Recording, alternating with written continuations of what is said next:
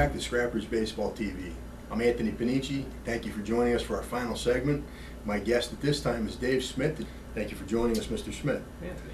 The term general manager in the baseball sense usually refers to somebody that has to make trades before the trade deadline and do things to better the team to enhance their chances to win. At this level, at low A, what is a general manager's main function?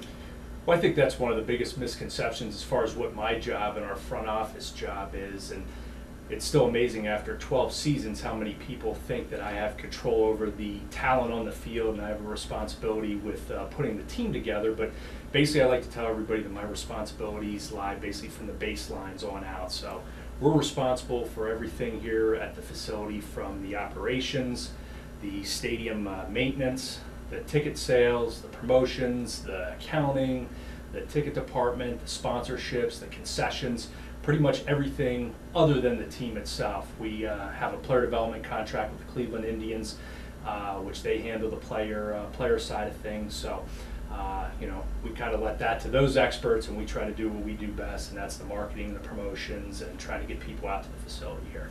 With a local program like this, it seems like you guys are really involved in the community. You do a lot with Goodwill. You've done a lot with the Chamber of Commerce. Explain how the Scrappers take on that role as a community developer. Well, I think that's something that was pushed on me when I first joined the organization back in 1999 with my previous boss, Andy Milovich.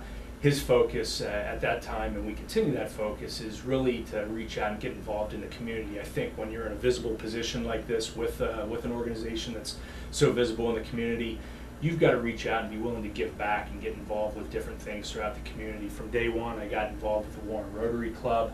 I've been very active with that for a number of years now, being on the board of directors on a number of committees. And at first I kind of took on that more as a job than anything, but 10 years later I actually enjoy it. It gives you some personal development as well. It's definitely a way to meet some new friends and some new associates. So my experience has been nothing but outstanding with that. But again, our focus has been going out to volunteer our times. I've gotten involved with the Tourism Bureau, which has some ties back to what we're trying to do here and bringing people into the community. So we've always tried to give back and get involved, and it's not just myself. We have other staff members that are out there and actively involved in other community organizations.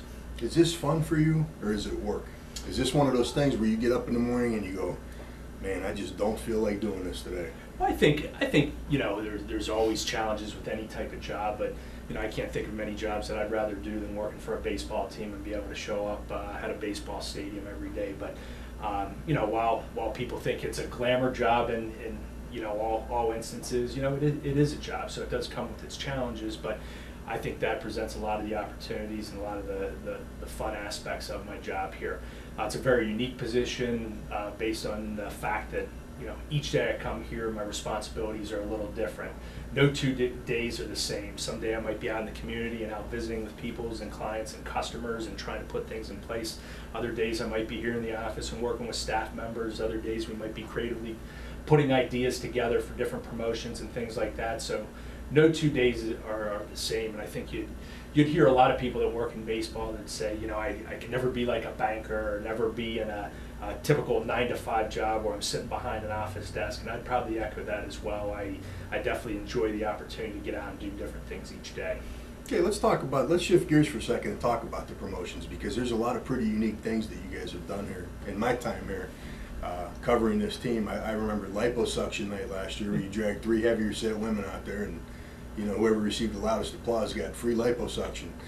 Who dreams these things up, and how are they approved, and what do you guys decide on how we're going to bring something back for next year? Was it successful enough to do it? I think kind of each year we have a number of meetings amongst our staff here and kind of brainstorm a lot of these ideas. I think each year you kind of have your stock core promotions that return each year, your fireworks nights, some standard giveaways, some different entertainers and celebrities that come through.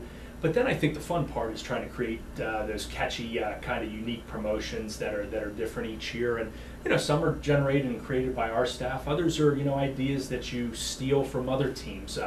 There's only so many good ideas out there, and if it works well in another market, in many cases it will work in our market as well. So I think you're actively talking with other teams throughout minor league baseball to try to generate these ideas. And I think we've been successful for the most part in years doing that. So You mentioned the liposuction giveaway. We have a promotion this year with George the Animal Steele, a wrestling legend that's going to be coming out. Many people might remember George the Animal with the big hairy back, the green tongue, chewing the turnbuckles off. So we actually partnered this year with a hair removal place here, and we're going to have that on the same day where we're going to give a free hair removal for the hairiest back in the valley promotion to tie in with George the Animal Steele. So we're trying to do things that people will hopefully get a little chuckle out of, things that can also tie in with corporate sponsors here that we can get businesses involved and engaged with the team as well. So it's just a lot of meetings, a lot of brainstorming, and just having creative people on our staff coming up with the ideas.